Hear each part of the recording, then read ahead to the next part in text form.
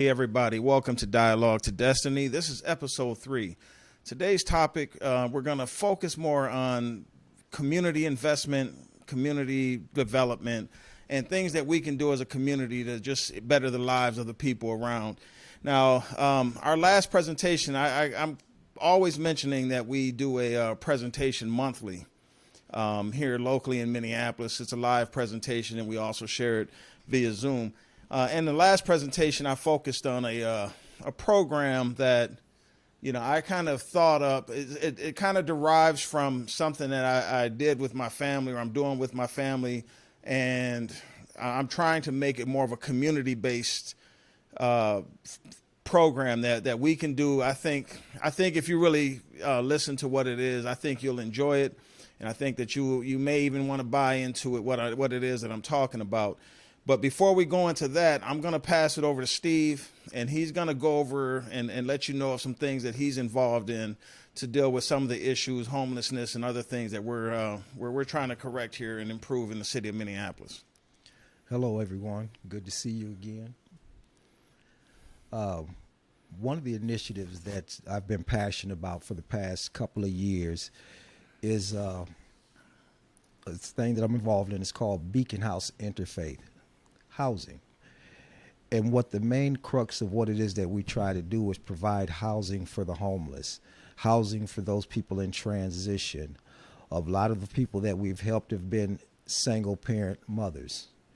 However, we have helped men that are transitioning from incarceration back into society. What some of those places look like is having the resources on the main floor and having a dining situation so they can fellowship and dine together. They can have the resources that they need for their travel or commute, and they have an opportunity to resource job information and things like that. So I thought that that was very important, because not only were we just helping people get back into society, we were providing them the tools and the resources to lead a better, healthier, and more productive life. When they lead a more productive life, then they become more productive people within society. So that's one of the ways that we changed this here. If I may mention, one of the places that one of the initiatives that we were on was a place called Vista 44 in Hopkins. And it's right on the bus line to make it convenient. Now, anybody who knows Minnesota knows that that is an area where people of color have not always been, for lack of a better word, welcome. But this effort has made bringing other people into their community, diversifying their community more appealing to these people, and they've been willing to help, great amounts of help. You've had institutions of faith donate land in order to get this to go, to push the effort forward. So I'm thankful for the type of reception that we're getting. We also seem to have the ear of the local government. The governor, the mayor, they show up at some of these meetings and they hear what's going on and do what it is that they can. Not as much as we would like, but they are moving in a direction where that relationship is getting stronger, and we're closing the gap, and we're speaking each other's language in order to move this forward. So one of the next initiatives that we're looking at is called Emerson Village, and that would be right off of Emerson and Broadway. And it's used to be, I would say, more family oriented as you went a little south of Broadway and north of Broadway. And we're just trying to expand that family feel. Because when you got a warm place to sleep and a warm place to get up and rise and take your shower in the morning, it makes you more productive as a kid in school, as a parent, makes you more productive on your job. And you have that feel that I am able to provide a home, a dignified home for my family.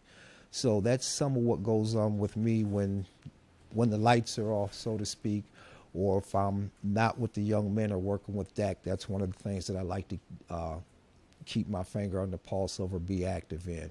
Housing for the underhoused, and once again, dignified housing, something that they can be proud of, something that when they walk in the door and they leave out the door that they're proud. All right. Okay, well, what I want to present to you guys today, I feel like it's very powerful. I really feel like this is something that can literally change the dynamic in pretty much all of the cities in this country, certain areas, the more directly, the neighborhoods that I guess need more direct influence and more investment in. But in North Minneapolis, just to give you an example of where I'm going with this, when I did this last presentation, we found out some statistics that I wasn't even aware of, and one of them that really stood out for me was the fact that in certain areas in North Minneapolis, the home ownership was at 44%. So more than half the people that live and I'm talking about a pretty considerable size or part of North Minneapolis. There was a home ownership of less than 50%. And during the 2008 housing crash, there were a lot, because the property values over there had just plummeted, because it is a high investment area of our city here. The housing prices had plummeted, so a lot of outstate, and even some international companies came in and they swooped up considerable properties. I mean, I'm talking 400 or 500 properties. And within a matter of 2 or 3 years, they were able to take those properties that they bought and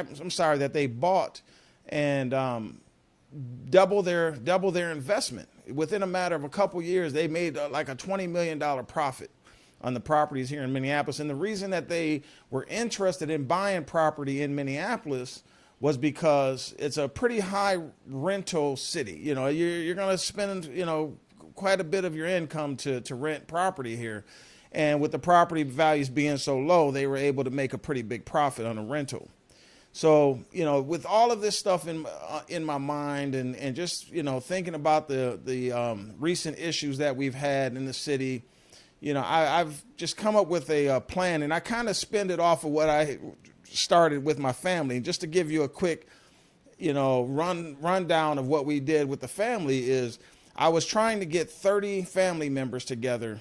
Initially, we were going to try to invest $100 a month each, which would have given us $3,000 per month, $36,000 a year. And over a 3-year period, we would have been able to collect $108,000. So what we were going to do with that money is after 3 years, we would have taken that money, we would have set half of it aside, and we would have invested the other half. So anybody that was part of this investment program through the family or anything like that, they could have come to us with business ideas. We could have invested in properties in the city. We could have done a lot of things. And we do have a full written up contract that kind of lays out all of the benefits to being in this. And with the other half that we would have saved, we were going to use that for college tuition for children of members of the group and just other things that come along, within a family, whether it's funeral expenses or other things. So that's just kind of where this community investment program that I came up with spins off of. So what I decided to do is, of course, this has to be a much larger scale involvement than the family thing.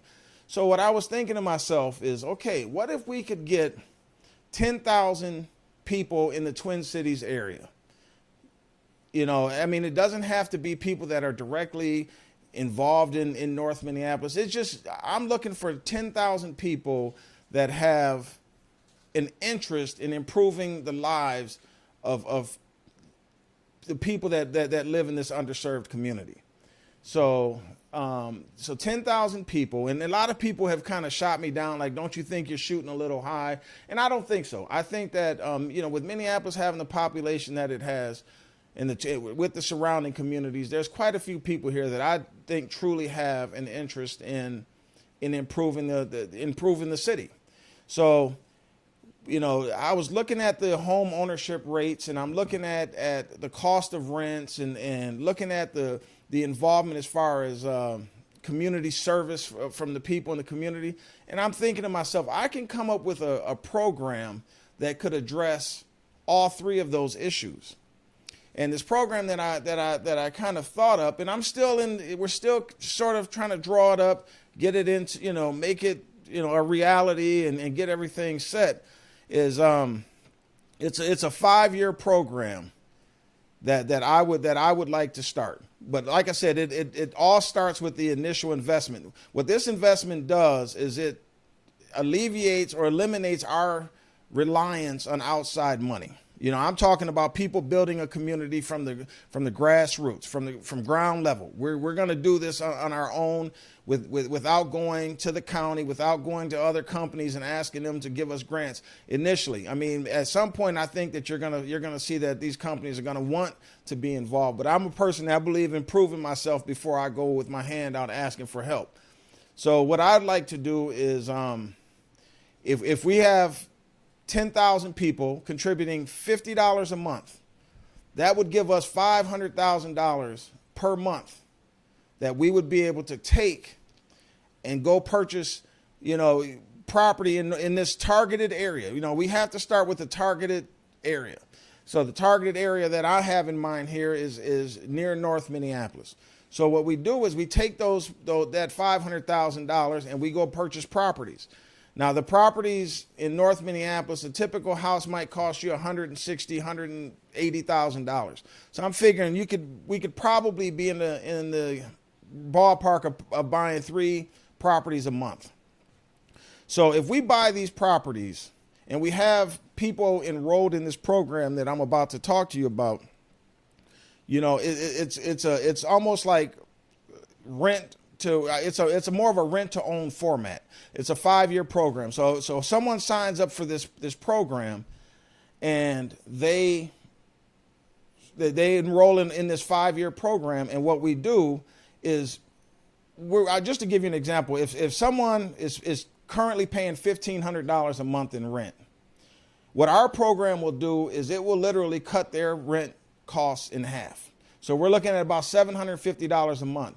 But what they're obligated to do in order to be enrolled in this program is contribute 5 hours per week of community service. So they're going to be giving back to the community that they live in, whether it's, mowing someone's yard or going to the local nursing home and volunteering there, whatever kind of volunteer work we as a group could come up with. That's kind of where I'm at with that. But what we will do is we'll rent these houses to them for, and that's a figure. The figure that I'm throwing out is just hypothetical. There's nothing in concrete here. But what we do is say we rent it out for $750 a month. After 4 years of enrollment in this program, they are transitioned over to a rent to own. So what we do at that point is we start sending them to, and we provide these, home ownership classes. We provide credit counseling classes. We do everything we can to put them in their own home. But one of the things that I would like to see improve is the home ownership rate. But I also would like to see the cost of rents to go down as well. I mean, it really makes it hard for, the average or typical middle class family to afford to live. So if we can start something like this, I think that this program would drive down the rents of nearby, houses or rental properties in the neighborhood. So what we'll also do is we will purchase the convenience stores that are located in our neighborhood. We'll purchase, maybe daycare centers. We'll purchase commercial buildings. I mean, what I'm thinking about doing is literally taking the neighborhood back from people that have absolutely no interest in the well-being and the health of the community, taking it back from them and creating a community that people are proud to live in, and they feel like they have a vested interest in improving. So that's kind of the crux of what it is that I'm talking about.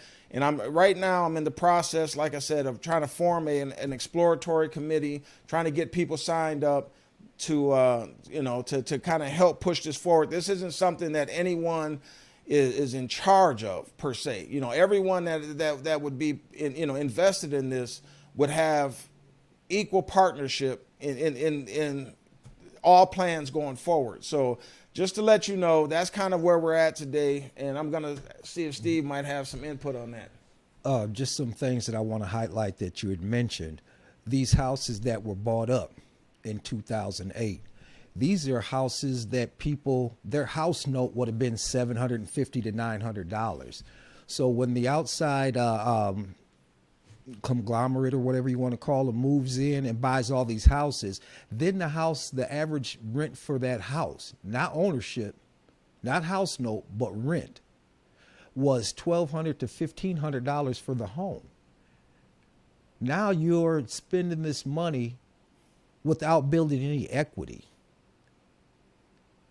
What he's talking about is bringing those prices back to that, because it's not about us getting a profit. It's about putting families in homes and recreating a community, rebuilding that community. There was something else I wanted to hit on. One of them was the contract, your family contract. If people were interested in that, could they send us an email, and would you be willing to share that? Yeah, I would. You know, that way people can get a better feel when they see it on paper as opposed to just listening to us. Then that way they can even be part of helping create it and getting the correct underpinnings and everything that is in there. Don't think that we're sitting back talking about an ideal that me and Dack will be handling your money. It's about getting the right people from the communities that have those skill sets. Yeah. People that are in banking, in finances. We have a lot of people in the neighborhood or from the community that have those skill sets. Let's start using them in order to build our community. And this was the third point that I wanted to bring out. The minute that they bought those houses and raised the rent money, all that money they made, even when they sold all them homes in bulk and got millions and millions of dollars back, they took the wealth out of the community. And that's what he's saying about the convenience stores. The guy at the convenience store does not live in the community. So he makes his money and then spends it 2, 3, 4 tiers away from the community that he has made it in. So these people are coming in, making all the money off of our backs, and then don't spend a dime or reinvest in the community. It's just a house to get rich quick, and then they sell them in bulk and buy them in bulk. Let's say, for instance, the price that he was talking about, the gentleman comes in here and the houses are worth 50 or 60 now, but if I buy 100, 120, 140 homes at one time, I can get these houses now at 120. Mm-hmm. Then when I turn around and I sell the whole package of houses back again to the next guy or the next person that's interested, now I sell them to them instead of at 120, 130,000. I believe the average price was 170 or 180. The gentleman that did this came in to Minneapolis talking about, give me $10 million and I'm going to double this money. Well, the guy almost, it was more than that, because I believe he ended up pulling out after all the sales $68 million or something, 64, 68 million. It was considerable, that's for sure. Ridiculous. And this was just buying houses in bulk. I don't know how many of these houses he even laid eyes on or even set foot in. Buy them in bulk, sold them in more money. And what did it do? It drove the rental price in Minneapolis up.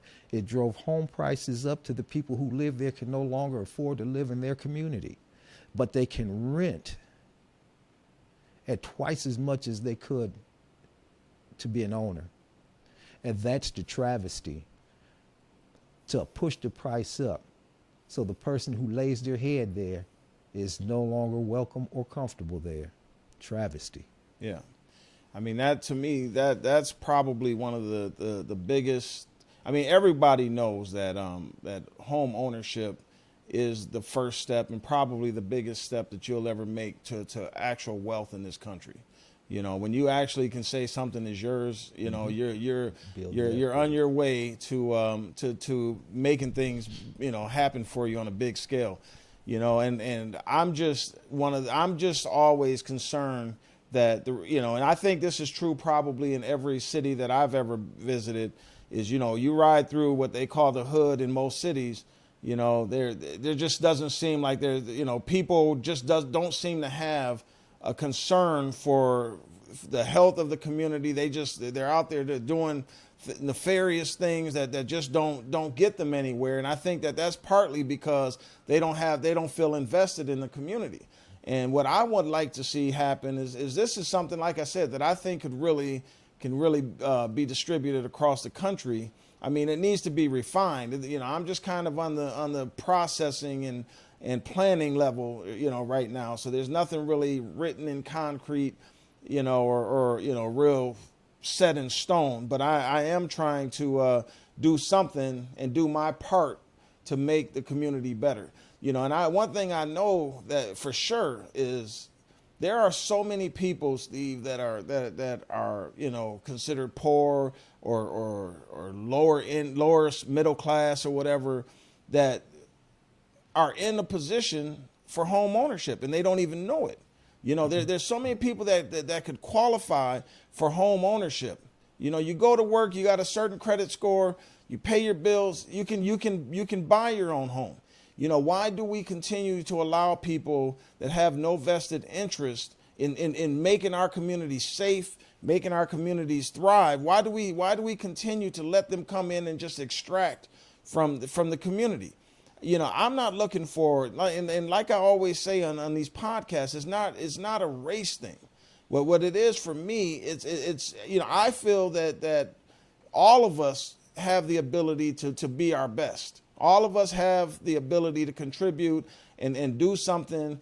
You know, today it may be somebody else that reaps the benefit from our giving, and you know, but tomorrow you may be in a position where you are where you're going to be the beneficiary of you know, a service, something, you know, similar to what we're talking about here. You know, what do you think? I think it's a good idea. And there's an element that we need to talk about, or a couple of things. It's love and trust. Yeah, trust is definitely an issue. And love, you know. Yeah, love and trust. And I think that those two things are a missing component. Well, how do we get those two things? We're going to have to communicate. We're going to have to come into fellowship. We're going to have to sit down with one another. You know, we can't keep sending the text messages and emails. We're going to sit down and have that warmth of face-to-face conversation, checking each other's body language out so we can add further commentary if needed. When you notice the little strange look or the discomfort in somebody's body movement or something, let me explain further. Let me explain more. You get a better idea of what it is somebody needs from you when you're having that type of interaction face-to-face. So if we bring back trust and love, because right now, you know what the thought is. We're talking about money. You know what the thought is. Oh, yeah, for sure. You know what I'm saying? So it's going to have to be a trust thing. So that's why when we do something like this, and once we start rolling it out, we got to make sure we got all the T's crossed, all the I's dotted, and have the right players in place. Some of these people that we come and talk to might be retired, and it's just that well of wisdom that we can draw from and have them like on a board or something. You know, just, you know, name drop a couple of, you know, people. I have a good family friend, and I call her my auntie, and my sister, both in banking. And if anybody ever remembers the bank on Plymouth Avenue, they know my auntie. All right? All right. Okay? And then my sister, years at the bank over south, I don't know if I should be mentioning her names, and then she moved to another bank and was a nice, healthy executive out there and came up with this program that they had over, or was part of a program that they had over at this institution called Credit Restoration. And I really loved that idea and was proud of her that she was part of that team of people, helping people get their credit restored so they could get on track to be into the home ownership and start getting their life back on track. Because we know how life goes here. Yeah. You gotta be worth debt, if that makes sense. Yeah. You gotta be worth debt.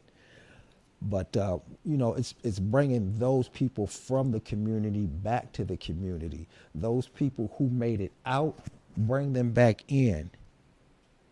Well, you know, I mean, whenever you're talking, like you were saying, man, whenever you're talking about something like this, you're going to always have skeptics, you know. And one thing I've learned in my life is the skeptics always finish last.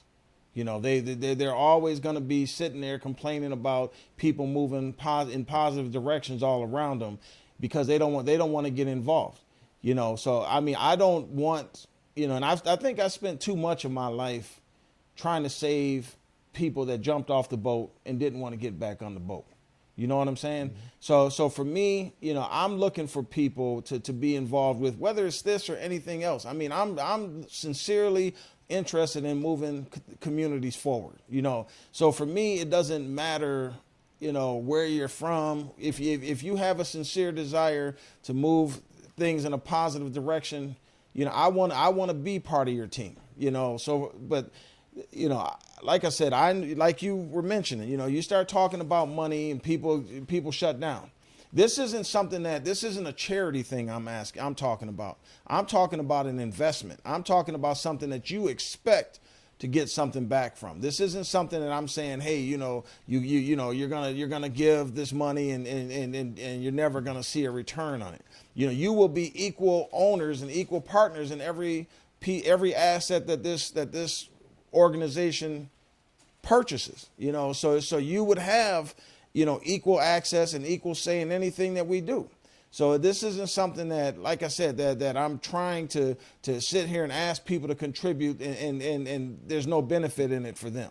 But this would be set up as a nonprofit, you know, because we're not in this to necessarily make profit. We're in it to actually build communities from the ground level. You know, so I'm really hoping and excited about, you know, the potential in something like this. And I'm truly looking for ideas. I mean, I'm not someone that, you know, I have been in real estate. You know, I've owned some properties. So I do have some knowledge when it comes to investing in properties and doing things like that. But I'm not saying, and I don't want anyone to take from this, that I'm thinking that I know everything, or, you know, that because the only reason I like to work with teams is because we all bring a little something or something new and something that can be, you know, different to the mix. So I don't want to sit back and have anyone listening to anything that I say and think that, you know, I'm just trying to somehow beat people out of money or do anything like that. I am sincerely trying to just come up with ideas on what we can do to better the community. I mean, when I see police officers, you know, shooting or killing young black men, you know, it really sparks something in me that makes me think of what it is that I can do to make the community better. See, so imagine having a force of 10,000 people going to legislators, going to politicians and saying, hey, you know, we have a big investment in this city. These are the things that we want to see changed. You know, we're, you know, from the mayor to the county commissioner to the governor or anything else. You get to the point where you own hundreds or maybe thousands of houses in the city as an organization, you will have a lot of input and a lot of influence in the government of that city. You'll have their attention and their ear. That's right, because, you know, and then on top of just owning properties, imagine the community service that that this organization would be responsible for in the city. I mean, it would be a pretty elaborate organization to have to monitor thousands of hours of community service going on in the city, you know, on a weekly basis. How many people, elderly people that we know, could use their lawn mow, walk shovel, walkway cleared so they can get out to the, you know, metro mobility, or their driveway cleared off? See, this is how you create community. This is how you boost property value, when you take care of it. And we understand that there's going to be people out there that want homes, but don't understand about you're going to need that snow blower, you're going to need that lawnmower, you're going to need yard equipment and stuff in order to keep your investment, so you don't lose your equity, so you don't lose home value. See, when you start having those types of things, not only home ownership, but home upkeep, home responsibility, you improve your community. So at this point, when these people get in at a lower rate with rent to own, they're building equity. And at the end of that journey, they'll have something. More importantly, their kids will have a better start. We can't be generation after generation, man, and we got to recreate the starting block for our kids because there was none. We're going to have to make sure that we have these things in place. See, you know, sometimes your inheritance isn't yours, but it's a mean to provide forward motion. Am I making sense, Dack? Oh yeah, you're making a lot You know, of it's sense. not yours to be good time Charlie with. It's yours to make now there's someone I can send to school. Now there's a child I can help when they decide to get into home ownership. We got to stop living for today, feasting today, and starve tomorrow. See, if we cut back a little bit now, our future gets a little bit better. Because if you don't spend it, it's accruing money. Yeah. You're getting some interest there. And we're going to have to start thinking about like that community, because when we go look for loans, they got the highest interest rate if we're able to get them. See, this is a way where we can take loans from this community thing that we're talking about at a much lower interest rate or lower interest rate. So that way we're not being, for lack of a better word, future being spent on current interest rate. Am I making sense? Make a lot of sense. Okay, I'm gonna hand it back over to you because I mean, this is your baby, but I like it. No. I mean, but you know, before I left, you know, corporate America, you know, I just to let you know, I retired from my job back in February. You know, they offered me a package, I took it, and part of the reason why I took it is because of my strong desire to give back and put into the community. You know, I feel like in my lifetime I've been pretty blessed. You know, I've done things that, you know, that have put me in a good position in life, and I've been pretty blessed. But what another thing that I think I mentioned to you before about this this nonprofit that I wanted to start, you know, where just to kind of give you an idea, you know, and I wanted some of your feedback, Steve, on what you think. But you know, I've known a lot of people, man, that have been incarcerated for one thing or another, you know, and I know that part of the reason why, you know, some people get out of prison or jail or whatever, and they reoffend and they end up going back in is because they when they get out, they find themselves walking into and running into so many brick walls that just don't allow them to get back on their feet. Okay, so, you know, another thing that I was kind of thinking that we could tie into what it is that I'm talking about as far as this community investment thing is coming up with a program that, you know, similar to what I'm talking about for, you know, these houses, but coming up with a program that people that are going to be released, you know, soon back into the community, they could submit an application, get interviewed, you know, wherever they're at, and we could accept them into this program. But it'll be similar to that thing, something that would allow them, you know, like I said, we're going to have a lot of community service from this, allow them to do work. You know, there's people in the community that are low income. Like you mentioned, there's elderly people that need a screen put on a window, or need some hedges trimmed around their yard, need a house painted or anything like that.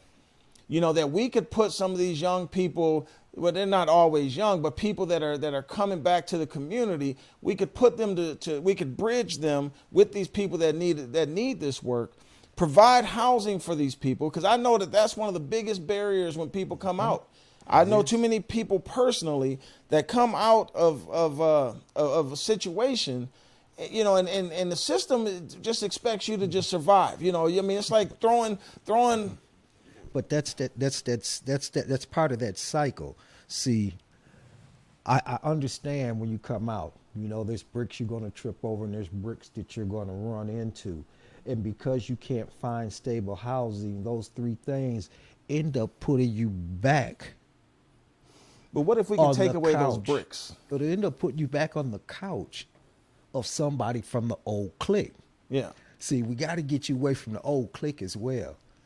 See, I can't have you return back to where you once rolled in mud.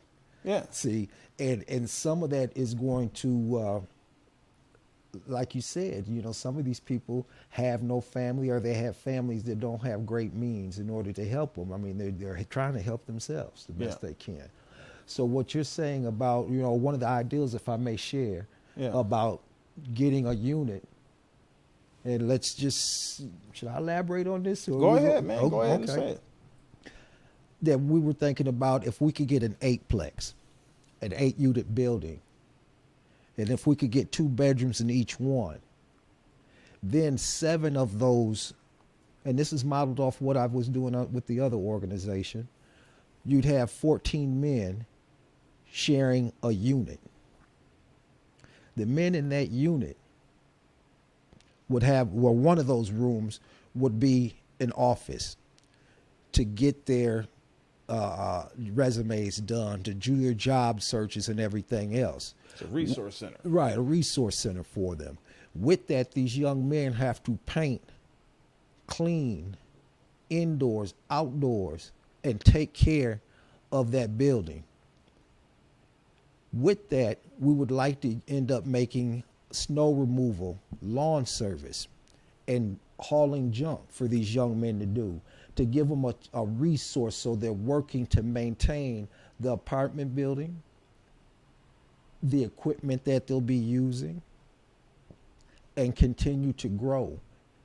And this is a program that, if I remember correctly, Dack, we talked about, it's a 3-year program. That's right. To get them right, to show them work ethic, getting up in a timely manner, you know, getting them some regimen and some routine, good, healthy routine in their life. Getting up at the same time, going to bed roughly at the same time, you know, just, and then giving them a work ethic on top of that. You know, I don't want to belabor it and I don't want to talk too much about it, but this is one of the things, this is one of the dreams, one of the spokes from this dream that we're talking about helping young men, helping young people with the housing portion of this in general. Then showing people how to reinvest in themselves in their community. And when you start putting all these pieces together, it starts to create the community that I'd like to see, and I think most of us want to see. This is the kind of conversation that me and Dack have all the time. I admire his leap of faith. You hear the man left a good job. Not no average job, he left a good job because he has a passion for other people. That's a beautiful thing, Dack. Yeah, I mean, you know, I just feel like, you know, at some point, man, you have to live for something. You know what I'm saying? I just believe that everybody has to have something, a cause in their life to just make the world a better place. I mean, I think too many of us sit back and we complain, you know, we don't, you know, we just talk, but we don't actually put anything into action. You know, what do you think would be a benefit to somebody that doesn't live or would not reap direct benefit from what we're talking about, Steve? Whether it's the program to help recently release people from incarceration, or just building a community into home ownership. I mean, what do you think for someone that lives in a far away suburb, you know, that listens to something like this, that looks at this as like, this isn't my problem, so I'm not gonna even think about contributing to something like this or being part of something like this. Not necessarily, because when I say contributing, I think people get to a point where they think that like I said, we're asking for them to contribute. We're asking for you to invest, not to contribute. Mm-hmm. So what do you think? Yeah, well, what do you can think always is get in a it for return them? on your investment. You want out here, buy. You know, nobody's trying to take anything of yours. It's you want to utilize the resources and make them more impactful. What do I think would be the draw for somebody out there? Well, growing up, they would say the problem was North Minneapolis. Now, what they consider the North Minneapolis problem is now gone out to the second and third tier suburbs. See, if you don't face and address your demons and or your problems, they will continue to grow. So man that's out there, man or woman that's out there in the, farmland or something, it's just a matter of time before it comes to your doorstep. Now, this isn't a threat, no scare tactic or anything else. I'm just telling you what I've seen over the past half century happen. What used to be a micro problem is now a macro problem. When do we choose to move toward purpose and point? When? Yeah, no, you're right. I mean, I've been wondering, because I think so many people, they have, I mean, it's not just with something like this in the community. I mean, if you turn on the TV and you see, the government taking children from their parents, and you sitting in a state like Minnesota, far away from the Mexican border, you feel like that doesn't really have an impact on you, But like I had mentioned before in one of the previous podcasts that we did, I personally feel that with this whole pandemic and the way the world has changed in the last 8-10 months, I personally believe that we are headed toward a more community-based way of living. I mean, we are going to learn more than we ever have, and I think more than any of us could probably have ever imagined. We're going to have to learn to rely on each other to get through this. And I know, just from what I've learned going to church in my lifetime and just from other things, I've learned that you have to always, feel some sort of obligation to help people that are less fortunate than you. You know what I'm saying? I mean, so it's not a matter, like I said, it's not a matter of necessarily, just focusing on giving. It's a matter of, for me, it's an issue of just, focusing on making the overall community stronger and better. When people own their homes, when people feel like, hey, I'm working towards something, I don't care what their past is, I don't care what their background is, they will be more of a contributor to society and to that community than a non-contributor. So what I'm hoping to try to build from, either one of these things that I mentioned today. Employed people pay taxes. That's right. Yeah, I mean, and that's a good point. Yeah, you pay taxes when you work. That's right. So I mean, so even for the people that believe that, in freeloaders, they think that there's freeloaders that are out here. When you work at getting people employed, when you work at getting people to own their homes, when you work at a lot of these other things, you will see you will see the fruits of your labor. You will see that there's definitely a positive impact being built, and you're part of that. So like I said, I'm hoping and that I can continue this conversation moving forward.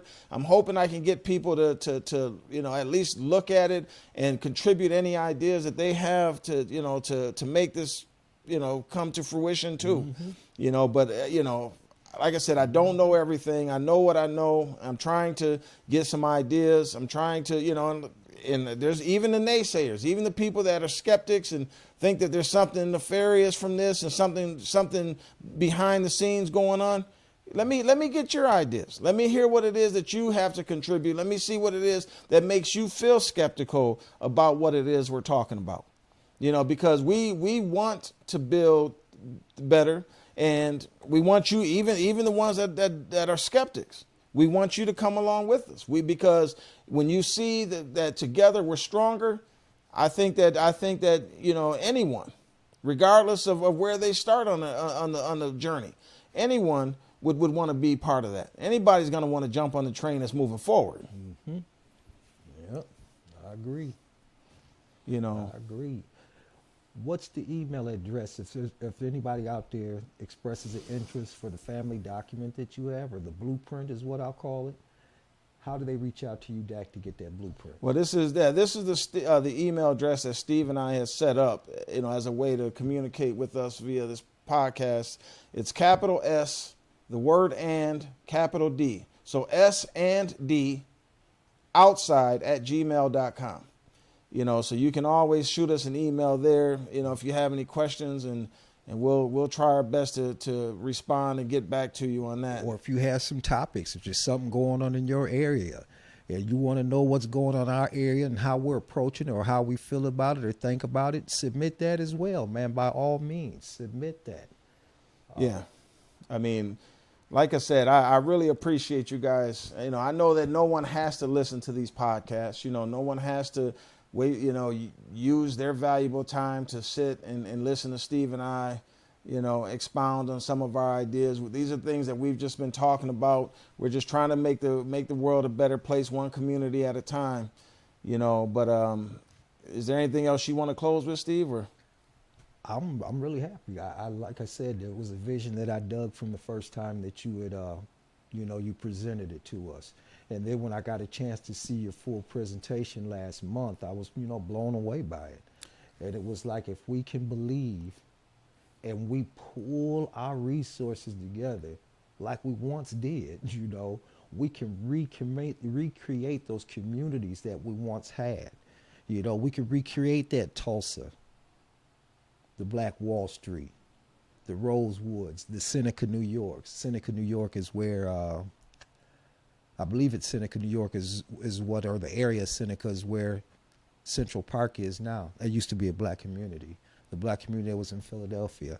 There was many of them. Buxton, Iowa, for those that will find that shocking. It was a black man's town. We can recreate those, and I'm not saying they're exclusive towns where, just black folks. I want to create a community, and the community I live in is a mosaic. It doesn't look just like me. You got kids of all races, ages, and religions and stuff. And I want to make a community where everybody feels love and feels that they can live and grow and have something. And I don't think that's too much for any one person to ask. All right. Well, I think that's probably going to do it for our conversation today. Once again, we do have a presentation coming up this Saturday. It's 11:30 to 2. It's at 3900 Thomas Avenue. My son will be doing a presentation on depression and mental health. And if you can't make it in person, we would love to have you join us via Zoom. And the number to dial in on Zoom, once again, is 715-310-7421. And the password to join is 0208.